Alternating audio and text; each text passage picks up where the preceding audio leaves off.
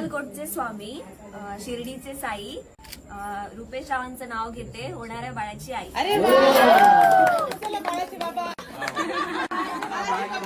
मी माहेरी गेली होती कारण माझ्या वहिनीचा बेबी शॉवर होता आणि तिथेही बघा कोण आली आहे, आमची क्यूट आद्या बाबू. वाडीतली सगळी लेडीज मंडळी आली होती. मग आम्ही कार्यक्रमाला सुरुवात केली. डोहाळे जेवण हा महाराष्ट्रातील एक पारंपरिक सोहळा आहे जो गरोदर महिलेच्या 7व्या महिन्यात केला जातो. या सोहळ्याचा मुख्य उद्देश आईला मानसिक आधार देणे, तिला उत्साही ठेवणे आणि तिच्या गरजा पूर्ण करणे हा असतो. यात महिलेला सजवून ओटी भरली जाते आणि तिला तिची आवडीची फळं आणि पदार्थ खायला दिले जातात. गरोदर महिलेला सुंदर कपडे, गजरा आणि फुलांनी सजवले जाते.